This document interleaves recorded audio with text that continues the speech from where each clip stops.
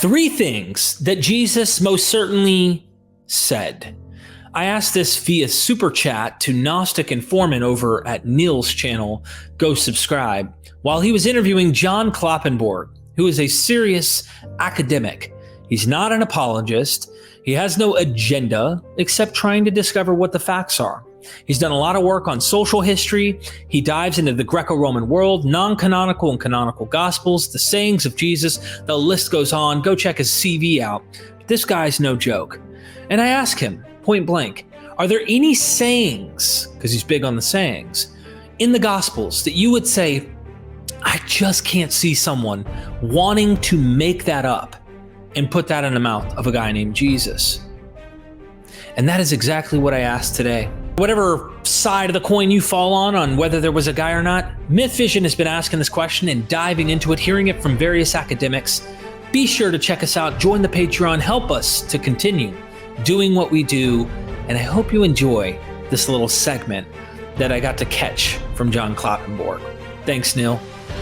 Derek Lambert from MythVision Podcast. You go and subscribe to that channel if you haven't by now. You live under a rock. What are the top three sayings of Jesus that you really cannot see explained away? Meaning he most certainly actually said those sayings. Great scholar. Said these. Wow. That's a good question. It is. Let me take one from Q at least. Sure.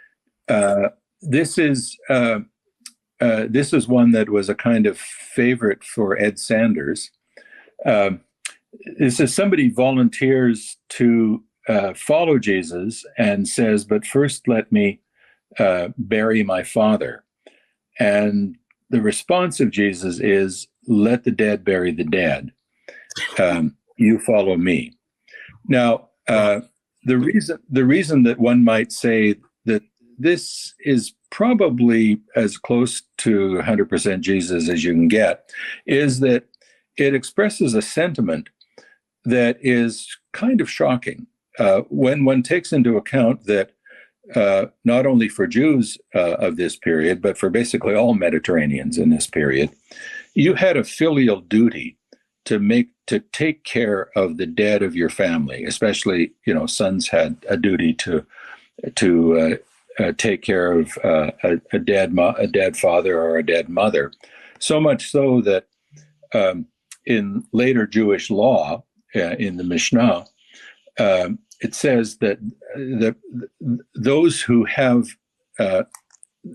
unburied dead, that is, the dead have not yet been taken care of, are exempted from saying the Shema, Hear, O Israel, which would be one of the most important pious duties of a pious Jew, to say the Shema every day.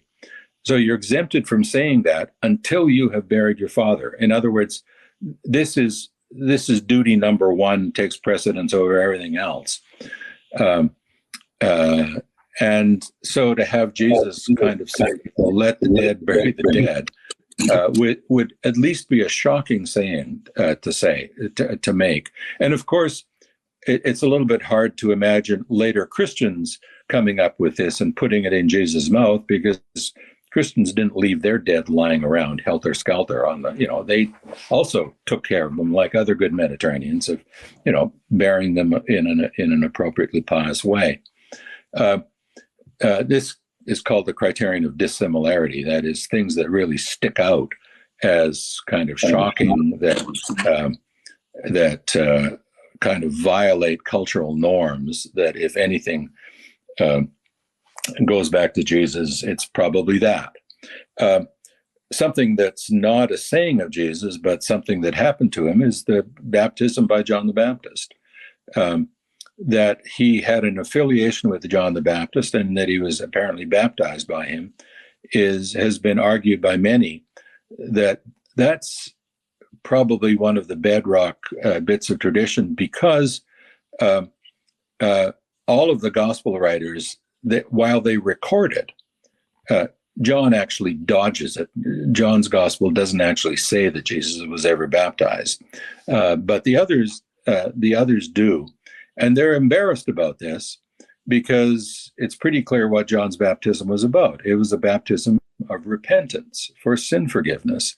And very quickly, early Christians came up with the view that Jesus didn't need that because he was without sin, which then raises the logical problem: why was he baptized if he didn't need to be?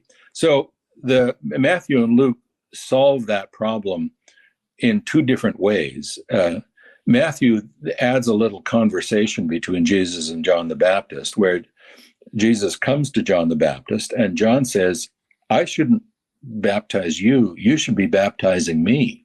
In other words, Matthew creates this little conversation that makes it clear that John recognizes that Jesus doesn't need to be baptized. And then Jesus replies, let it be this way, so that all righteousness be fulfilled. Doesn't explain what that means, but it seems to suggest there's a real plan here. You don't know it. I'm not going to tell you what it is, but you just comply with the plan. And so then John consents and baptizes Jesus. Luke solves the problem in a different way. He puts John into prison before Jesus gets baptized. So if you look at Luke's gospel, Luke 3:18-20, just this passage right before Jesus gets baptized, John gets put into prison, which means that in Luke's world, John didn't baptize Jesus. It wasn't a baptism of repentance because John didn't do it. It was apparently a kind of auto-baptism. Jesus baptized himself. But so that solves the problem too. By getting John off the scene, you eliminate the offense of having Jesus being baptized by John. But that surely suggests that Jesus really was baptized by John. And then early Christian writers then have to kind of come up with an explanation of why that was the case. Yeah. And as I say, if you read the Gospel of John carefully, Jesus doesn't get baptized at all. Wow. John sees a vision. He sees the dove descending on Jesus, but he doesn't say that he baptized him. So they're all kind of squirming a little bit at that fact, which probably means that it did happen.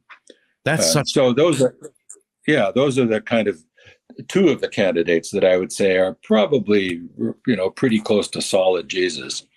And there's others that are a bit more dubious. Now, just to throw one more in there that I'm thinking of that maybe you can confirm, when he talks about on the Sabbath, if your animal falls into a ditch, won't you go and get it?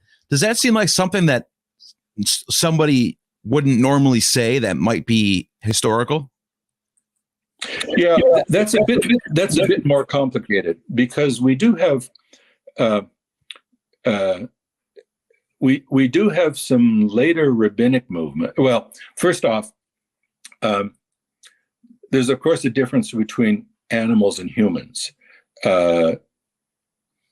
Rabbinic authorities, and I think probably everybody else in the Jewish world, would say, if your son or if your wife or if your brother falls into a ditch and is in danger of drowning, even on the Sabbath, of course you pull him out, because life always trumps everything else.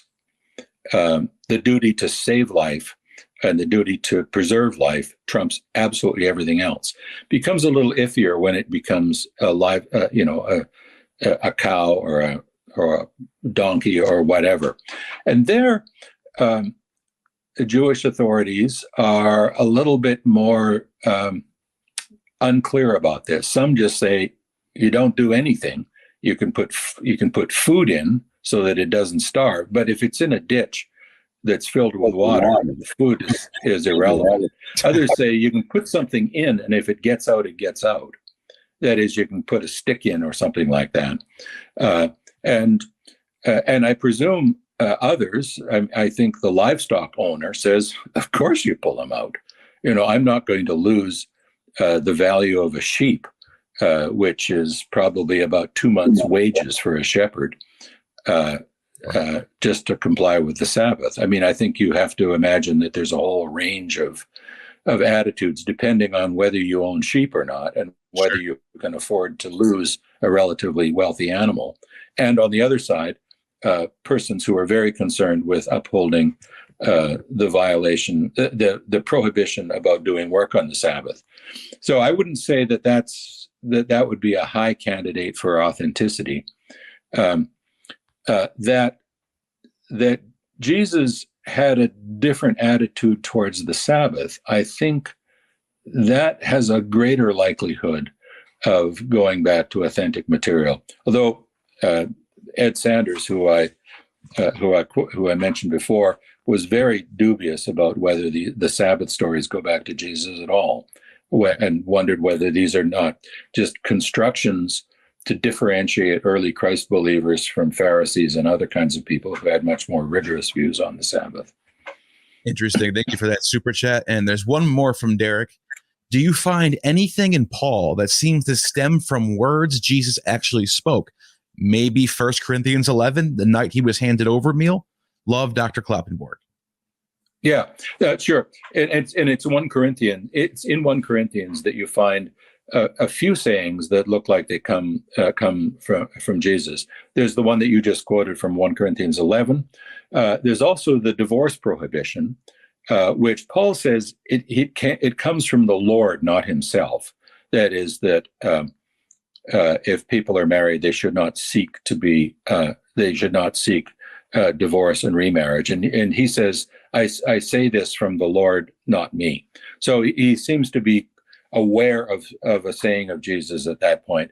And the other one is in 1 Corinthians 9, where he says, aren't I? And he's arguing about support. Aren't I allowed to travel with a wife? Aren't I allowed to take support from you guys? And then he quotes this saying about the worker is worthy of his hire, which is a saying that shows up in Q. Now, curiously, he quotes the saying and then basically says, but I'm not going to avail myself of it. I'm not going to avail myself of that privilege. So he seems to know that there's a saying of Jesus, but doesn't feel bound by it, or doesn't feel like he actually needs to use that in support of his own activity. So, but as I say, it's in 1 Corinthians that you've got about 3 sayings that look like he does know Jesus' tradition. And in fact, in 1 Corinthians 11, he does say it. I'm handing on to you what I myself received, that on the night that he was handed over, he took bread, et cetera, et cetera. And you think that's talking about a historical event, that particular phrase?